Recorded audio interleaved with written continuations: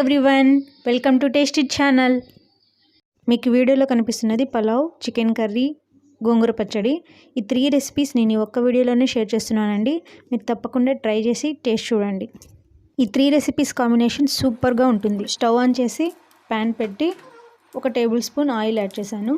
తర్వాత 7 పచ్చిమిర్చి cut చేసుకున్నవి, 1 onion cut చేసినది, 1 కట్ చేసిన టమాటో,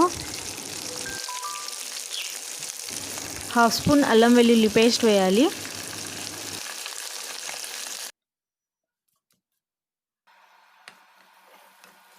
ఒక గోంగూర కట్ట తీసుకొని ఆకులన్నీ వలిచి శుభ్రం చేసి ఉంచుకున్నానండి. ఇది ఇందులో వేసేసుకుందాం. ఇప్పుడు ప్యాన్ కవర్ చేసి మనం బాయిల్ చేసుకుందాం. కాసేపటి తర్వాత ఆకులు ఈ విధంగా మారుతాయి. ఇప్పుడు ఒకసారి దీన్ని మిక్స్ చేసుకోవాలి.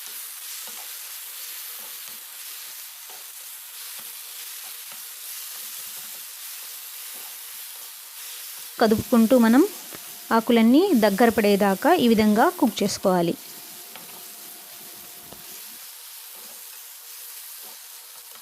ఇందులో మనం వాటర్ ఏమి యాడ్ చేయాల్సిన అవసరం లేదండి, ఎందుకంటే గోంగూర ఆకుల్లో వాటర్ ఉంటుంది కదా, ఆ వాటర్తోనే ఇది బాగా బాయిల్ అయిపోతుంది. ఇప్పుడు చల్లార్చిన గోంగూర మిశ్రమాన్ని మిక్సీ జార్లో తీసుకొని చట్నీ ప్రిపేర్ చేసుకుందాం. ఇప్పుడు గోంగూర పచ్చడి తయారైందండి. మనం చేయబోయేది చికెన్ కర్రీ. ఇది ఎలా చేయాలో చూద్దాం. దీనికి నేను 1/2 kg చికెన్ తీసుకొని 1 స్పూన్ నిమ్మరసం, తగినంత సాల్ట్ వేసి మిక్స్ చేసుకుందాం.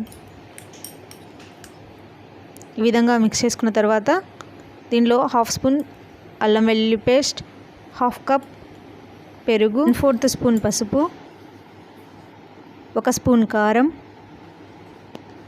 1/2 spoon garam masala, 1/2 spoon chicken masala వేసి ఈ విధంగా మిక్స్ చేసుకోవాలి.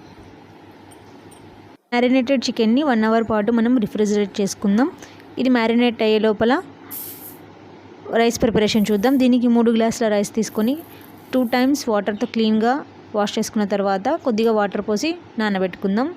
ఈ లోపల మనం చికెన్ కర్రీ ప్రిపరేషన్ చూద్దాం. దీనికి ప్యాన్ పెట్టి ఇది హీట్ అయిన తర్వాత 2 టేబుల్ స్పూన్స్ ఆయిల్ వేసి అందులో చిన్న పీసెస్గా చేసిన చెక్క, 4 లవంగాలు, బిర్యానీ మొగ్గ, బిర్యానీ ఆకు, యాలకులు నేను దంచి తీసుకుంటున్నాను. తర్వాత 2 ఉల్లిపాయల్ని సన్నగా సైజ్లా కట్ చేసుకున్నవి తీసుకున్నాను.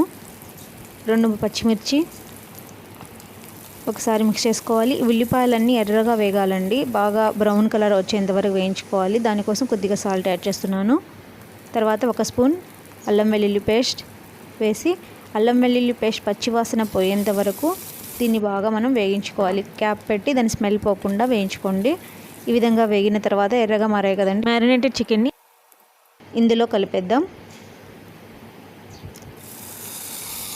ఈ విధంగా వేసుకున్న తర్వాత మళ్ళీ ఒకసారి మిక్స్ చేసుకోవాలి. ఈ విధంగా మిక్స్ చేసుకొని క్యాప్ పెట్టి దీన్ని కుక్ చేసుకుందాం. ఈ లోపల మనం చికెన్ గ్రేవీకి కావాల్సిన ప్రిపరేషన్ చూద్దాం. కప్ కొబ్బరి స్లైసెస్గా చేసినవి తీసుకున్నాను. దీన్ని గ్రైండ్ చేసుకుందాం. కొద్దిగా వాటర్ యాడ్ చేసి ఈ విధంగా గ్రైండ్ చేసుకున్నాను, స్మూత్ పేస్ట్ లాగా. కుక్ అవుతున్న చికెన్ చూద్దాం. ఈ విధంగా ఉంది. ఇందులో 1 స్పూన్ కారం, టమాటో ప్యూరీ,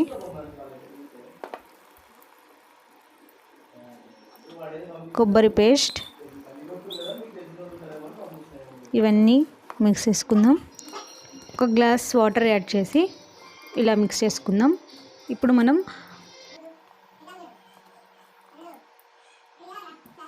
ఇందులో 1/2 table spoon chicken masala, salt తగినంత, నెక్స్ట్ కారం 1/2 టేబుల్ స్పూన్ వేసి మిక్స్ చేసుకుందాం. ఆయిల్ పైకి తేలేంత వరకు మనం కుక్ చేసుకుని స్టవ్ ఆఫ్ చేసుకుందాం. దీన్ని వేరొక బౌల్లోకి సర్వ్ చేసుకుందాం. ఇప్పుడు ఎంతో టేస్టీగా ఉండే చికెన్ కర్రీ రెడీ అయింది. దీన్ని నేను కొత్తిమీరతో ఈ విధంగా గార్నిష్ చేస్తున్నానండి. ఇది తప్పకుండా ట్రై చేయండి. నెక్స్ట్ రైస్ ప్రిపరేషన్ చూద్దాం. దీనికి ఒక బౌల్ తీసుకొని 1 టేబుల్ స్పూన్ ఘీ, 2 టేబుల్ స్పూన్స్ ఆయిల్, అందులో 1 చెక్క పీసెస్గా చేసి తీసుకున్నాను, బిర్యానీ మొగ్గలు, 5 లవంగాలు, బిర్యానీ ఆకు, 2 ఉల్లిపాయలు సన్నగా కట్ చేసుకున్నవి, ఇవన్నీ వేగించుకుందాం. ఈ విధంగా వేయించుకున్న తర్వాత కొద్దిగా సాల్ట్ వేసి మిడిల్లో కట్ చేసిన పచ్చిమిర్చి ఒక 6 తీసుకున్నాను.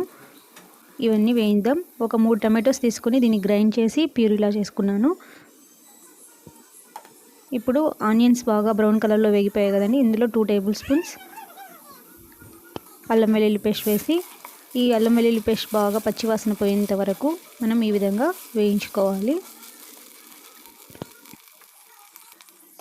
నేను ఇప్పుడు కవర్ చేస్తున్నానండి, ఎందుకంటే అల్లం వెల్లుల్లి పేస్ట్ స్మెల్ పోకుండా ఉంటుంది. ఇప్పుడు తీసి మళ్ళీ ఈ విధంగా ఫ్రై చేసుకుందాం.